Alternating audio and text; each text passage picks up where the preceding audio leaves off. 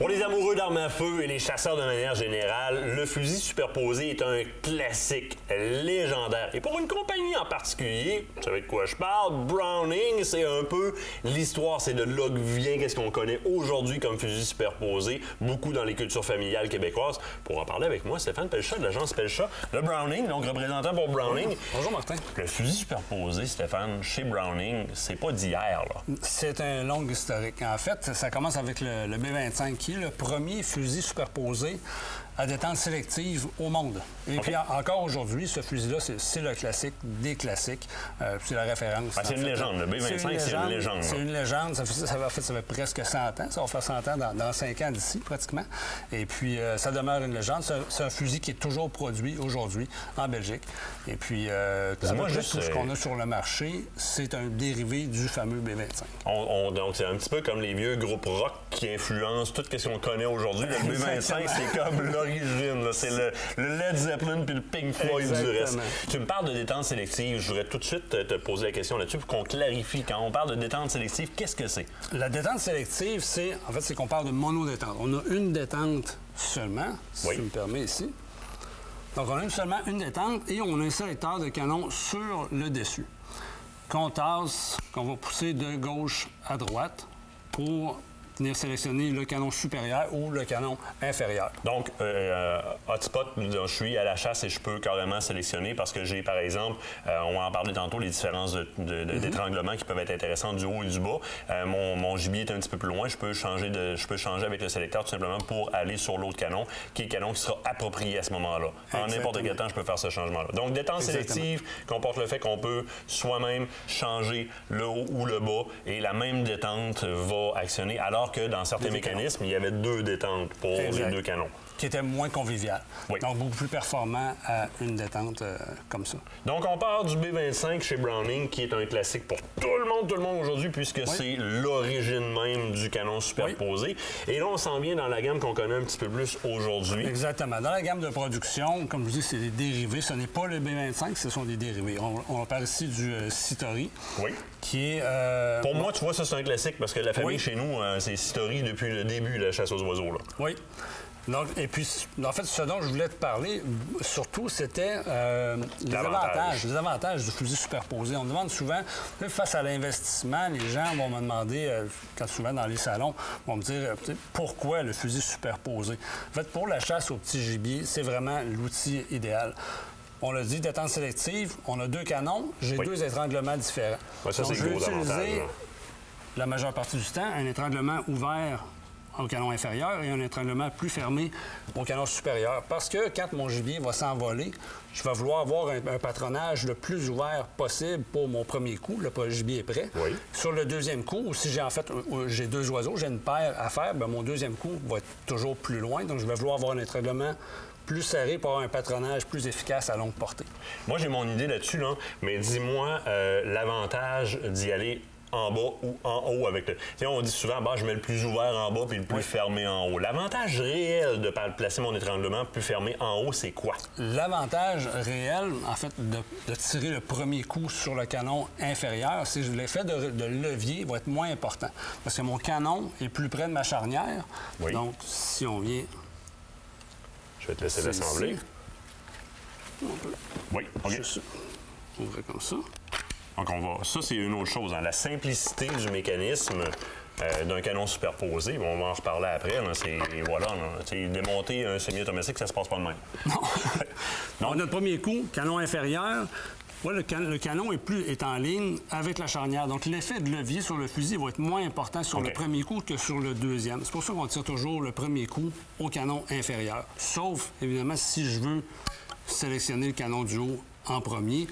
Exemple, si j'ai un oiseau qui est stationnaire, il est loin, il est stationnaire, bien, je fais tout simplement me mettre sur le canon du haut pour avoir un tir à longue portée plus efficace. C'est le mode sniper du superposé, là. On passe ça sur le canon du haut s'il y a quelque chose. Parfait. Alors, la simplicité de ce mécanisme-là. Et je pense que c'est vraiment un autre gros avantage, puisque un peu comme les anciens moteurs versus les nouveaux moteurs, on avait la simplicité d'ouvrir le coffre à outils puis de voir tout de suite carburateur, entrée d'air, etc. Oui. Tout est là. Alors qu'aujourd'hui, dans les mécaniques beaucoup plus complexes, bien, ça prise plus facilement, moins facile d'entretien, etc. Moi, je fais souvent ce rapprochement-là. Est-ce que j'ai raison versus un semi-automatique? Absolument. La durée de vie d'un canon, d'un fusil à canon superposé comme ça, c'est à peu près à l'infini. C'est des générations. Donc, quand on dit investir, c'est vraiment ça. On investit dans une arme qui va durer pour des générations. Bien, écoute, rapidement comme ça, là, je t'avais dit je l'amènerais. Ça ici, c'est un Citori, c'est un Browning, qui est l'exemple parfait de ce que tu viens de citer là. Ça appartenait à quelqu'un de qui mon oncle l'a acheté et c'est le premier fusil de calibre 12 que moi j'ai eu pour chasser l'oiseau. Cette arme-là n'a pas tiré des caisses, elle a tiré des palettes de cartouches. Et encore aujourd'hui, on va se rapprocher du micro un peu là, c'est encore parfaitement tête, sif, fermé. Cette arme-là est encore parfaitement fonctionnelle et je vais l'envoyer réviser par sécurité. Mais mes enfants vont chasser avec cette arme-là. J'ai aucune idée quel âge elle a, mais c'est encore fonctionnel. Peu de chance sur un semi-automatique à la quantité de balles, à la quantité de cartouches que cette arme-là a tiré, qu'elle aurait été encore en vie. Là, c'est le cas. Alors, quand tu me parles d'investissement, moi, c'est ça que ça me rappelle. Et ça, c'est ce que toute la famille a en main. On a tous commencé avec ces armes-là. C'est indestructible, pratiquement. Et voilà, et voilà. Alors ça, c'était mon petit apport à moi. Dans les autres applications, tu vas comprendre de quoi je parle. Quand on veut chasser en forêt, c'est une autre des raisons pour lesquelles je privilégie l'utilisation des fusils superposés pour la chasse en forêt. C'est que ça nous donne un fusil qui est beaucoup plus court. Oui. Parce qu'on n'a pas de mécanisme. Si on regarde ici, j'ai apporté un fusil semi-automatique pour voir la différence. Cette portion-là, donc la culasse, je ne l'ai pas sur mon fusil superposé. Oui, si on les met côte à côte, là, on va amener l'autre côte à côte ici, là, juste pour que la caméra le voie bien. Là. On n'a pas la partie... Donc, cette section-là ici, on ne la retrouve pas sur le superposé. Donc, on gagne un 4 pouces ou 10-12 cm. En fait, pas qu'on gagne, mais qu'on réduit la longueur totale. À longueur de canon égale. À longueur de canon égale, exactement. Donc, ça, c'est un gros avantage parce que, évidemment, quand je me déplace en forêt, eh bien, d'avoir une longueur plus courte sur mon arme me permet de lever, déployer plus rapidement et être efficace au niveau du tir. Donc, pour voyager et pour épauler, ça va être un gros avantage. L'autre avantage, sécurité. Oui. Donc, rien de plus sécuritaire qu'un fusil ouvert. Je me promène en forêt, je suis prêt à tirer, je veux enjamber un ruisseau, une clôture, peu importe. Je vais tout simplement casser le fusil. Je mets mon pouce sur les deux cartouches pour qu'ils sortent. Je traverse l'obstacle, je referme.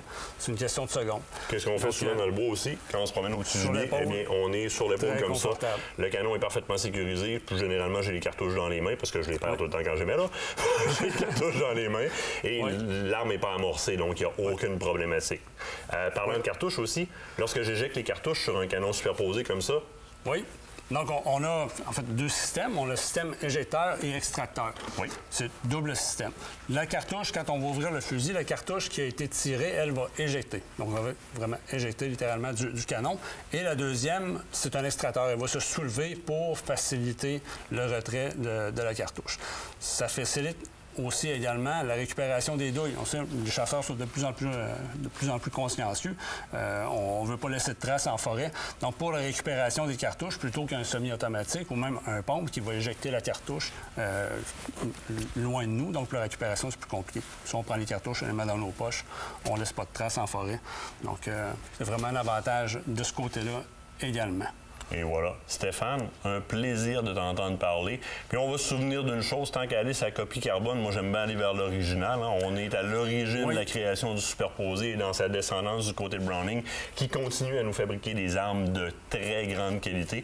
Et je suis honoré de vous avoir comme partenaire dans l'émission. Ça me fait plaisir, Martin. Gros merci. Regarde un peu, on va continuer à parler là-dedans. Nous autres, on se laisse attendre une pause. Là, on part de la pause, on va aller chercher les jeunes. Là, s'ils ne sont pas devant l'écran, parce qu'on parle des auditions de la relève avant sur Chasse-Pêche 2020. Pas mal intéressant pour eux autres. Puis des petites surprises.